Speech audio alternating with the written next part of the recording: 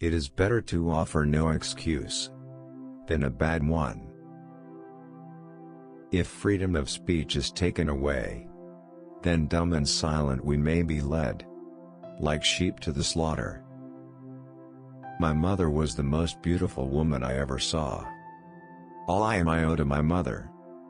I attribute my success in life to the moral, intellectual and physical education I received from her.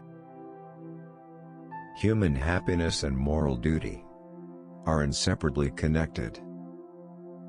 I hope I shall possess firmness and virtue enough to maintain what I consider the most enviable of all titles: the character of an honest man.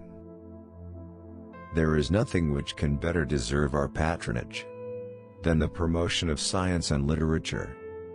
Knowledge is in every country the surest basis of public happiness.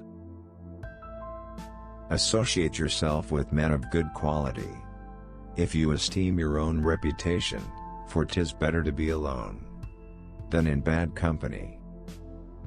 Experience teaches us that it is much easier to prevent an enemy from posting themselves than it is to dislodge them after they have got possession. The turning points of lives are not the great moments. The real crises are often concealed in occurrences so trivial in appearance that they pass unobserved. To encourage literature and the arts is a duty which every good citizen owes to his country. I conceive a knowledge of books as the basis upon which other knowledge is to be built. Paper money has had the effect in your state that it will ever have, to ruin commerce, oppress the honest, and open the door to every species of fraud and injustice. Be courteous to all, but intimate with few, and let those be well tried before you give them your confidence. Discipline is the soul of an army. It makes small numbers formidable, procures success to the weak, and esteem to all. We should not look back unless it is to derive useful lessons from past errors, and for the purpose of profiting by dearly bought experience.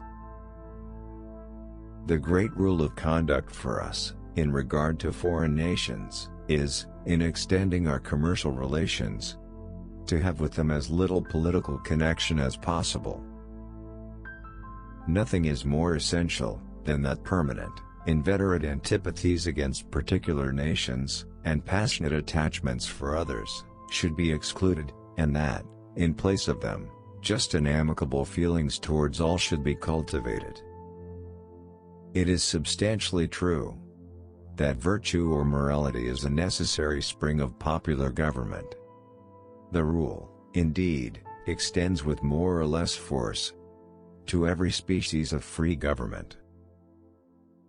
Gentlemen, you will permit me to put on my spectacles, for I have grown not only gray, but almost blind in the service of my country. Strive not with your superiors in argument, but always submit your judgment to others with modesty. Individuals entering into society must give up a share of liberty to preserve the rest. A slender acquaintance with the world must convince every man that actions, not words, are the true criterion of the attachment of friends. One of the expedients of party to acquire influence within particular districts is to misrepresent the opinions and aims of other districts.